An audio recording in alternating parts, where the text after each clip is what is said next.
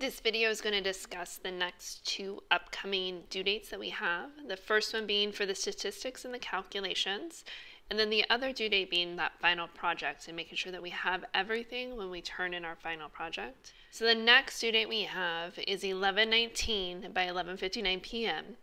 And so for this is going to be statistics and calculations, and again it's going to vary for everybody. So there's going to be three things that we all need to calculate. And so this says to turn in a typed PDF file with StatDisk screenshots that include all the following information. So the first thing that we need to talk about is confidence intervals here. So we have confidence intervals. And so for example, I'm just going to say that your project, let's pretend, is between heights and weights. So whatever those two variables are that you have, you need to construct confidence intervals for each of these independently. So this is coming from chapter 7. And so note you're in check any constraints, and this will be for each of your data separately. So again, we're doing this separately. These constraints that this is what you would have to verify. What is it that you have to verify? For certain testing, maybe the sample has to be greater than or equal to 30. Maybe it needs to be a simple random sample. There's a lot of different things that we have, and so looking back at your notes, you should be able to look in chapter 7 and seeing what it is that exactly that you need to verify. The second thing that we are going to do is the test for normality. This is section 6.5, and you need to do this for each set of data. So we have to do this for both sets of data, and again, we're going to do this separately. And there's three things that you're going to have to check for when you go back and you look at your notes from 6.5. And the first thing is going to be you have to look to make sure that you have an approximately normal bell-shaped curve with your histogram. And then you're going to looking for the normal quantile plot, which is easily calculated on StatDisk, and you're looking to see if those data points on your normal quantile plot are approximately close to a linear or a straight line. And then the third thing, we have a restriction on how many outliers you're able to have, so make sure you go back and look at your notes, again in section 6.5. So we have confidence intervals, and then test for normality, and then the third thing that we have depends on what your actual test is going to be. So this is going to be unique for you. So it says depending on the type of variables involved, you would also do one of the tests below. So you're only going to be doing one of these. And so you either have matched pairs data for two means, tests for two means, independent samples, the test for correlation between two variables, and again, the sections are all listed here. And then we have the goodness of fit test, the contingency tables test, and analysis of variance. So figuring out which one it is that you have, so go back and look at those sections in your notes to see which one it would be for you. And so we're going to select one of the above tests that can be used specifically for your project. Make sure to verify that the test can be performed. And so for this, again, you might need to check that n is greater than or equal to 30. You have a simple random sample. Some of them had like n times p is greater than or equal to 5. There was different things that had to be verified. And again, those are going to be found in your notes in those calculator steps, along with other places in your notes too, as well as the textbook. So once you have that all verified, you're going to make sure you state your null and alternative hypotheses. You're going to run your test using StatDisk. And again, there's those helpful videos that are back in Project 1 folder that have, once you figure out what section it is that your test is coming from, you can watch a video to see exactly how to run that test on StatDisk. And make sure to have your output from StatDisk. That needs to be checked, and then we're going to conduct our test. So we're going to compare this. Again, you can use either the p-value method or the traditional method, but again, most people use that p-value method. And make sure that you compare that and to alpha, and then clearly state your conclusion. So for your due date of 11/19 for the statistics and calculations, there's going to be 3 things that you are going to calculate. The first one, again, is going to be confidence intervals. So you want to check this off, confidence intervals.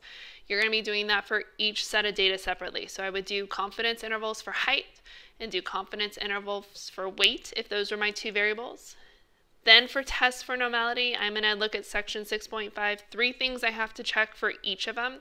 So for height, I'm going to check those, make sure those 3 things are satisfied. Weights, also, I would do the same thing, make sure it's a bell-shaped curve, approximately normal for my histogram. I'm going to be checking to make sure my normal quantile plot's close to a straight line, and then looking at the outliers that we have. And then the third thing that we have depends on your study and your test. And so you're going to select, again, just one of these. Make sure it's not any more than one, just one. And you're going to select one of those. The sections or chapters are listed there to make sure that you can look back in the textbook or back in your notes. And you need to make sure that you have all of this information provided with it. So this is the rubric that was handed out during exam 2, and it's also the same one that has been referred to on Canvas and posted on Canvas in the Project 3 module for you to view. And so with this, I want to focus on the fact that excellent is what we're striving for. There's also good and satisfactory and then unsatisfactory. I'll let you look at those on your own. But I'm going to focus on the excellent category because our goal should be to earn the highest score that we can on Project 2. So we should have, for our introduction and conclusion, it's going to be a clear introduction, at least 1 paragraph. If you've been following all the due dates so far, you should have this done this week. You need to clearly explain the purpose of the project. You should have your hypothesis, stating what you think you're going to find in this study. And then at the very end, so we can't do our conclusion until we have done all of our calculations and our statistics, that part that we have for our next due date. So the next part that we're going to have is going to be a clear conclusion, at least 1 paragraph. Explanation of all your stats are going to be in the conclusion. So explaining what you're finding, and then also seeing, is your hypothesis, did you verify that that's okay and that works, or did you find something else out in regards to your project? So the range for this, if you hit this excellent category and you have all this material covered, it's going to be between 8 and 10 points. The next topic that we have here is confidence intervals. And so for confidence intervals, you're going to be doing this for each of your groups individually, like it stated before. You will have turned in your statistics and calculations on November 19th to be checked and verified, and you will get some kind of communication from me letting you know that yes, this is correct, or why don't you go back and look at this again. So in order to earn an excellent grade for confidence intervals, you must have them each calculated correctly using StatDesk. Again, if you're using a different program, please reach out with me. You need to check to make sure that those constraints are checked. You need to have conclusions written for these. Remember, you would state we are 90% confident, we are 80% confident. You should have your results fully explained. That's going to reward you 13 to 15 points. The next one that we have is our test for normality, which is going to be using StatDesk. You need to have a histogram. There's 3 things that we're checking. It's going to be the histogram, the normal quantile plot, and then outliers. And you need to do this for both, and you need to explain it. So make sure you clearly explain.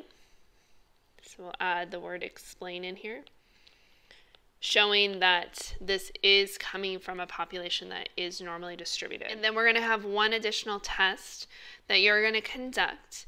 And again, this will be turned in on November 19th and checked. So we should be okay on this. We'll get feedback from me on it. And you need to make sure that your constraints are checked. You have the correct conclusion written. You need to perform the test, and your results need to be explained.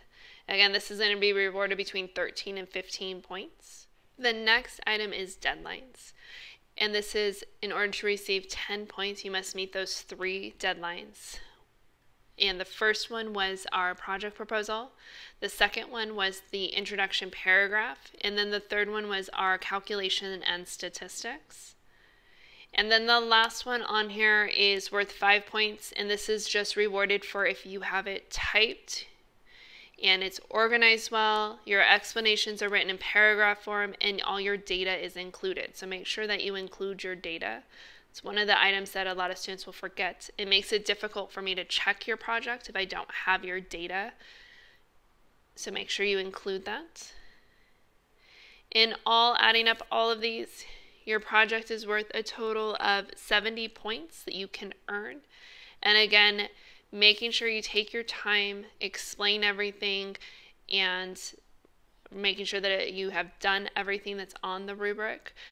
In addition to the rubric, I will be posting a checklist for us to kind of go through and check to make sure that we have everything. It is a self-assessment that will allow you to make sure that everything is included and that you didn't forget anything before you finally submit it on December 3rd. If you have any questions, please stop by during my office hours. They're either on campus or via Zoom, or send me an email to let me know any of your concerns or questions.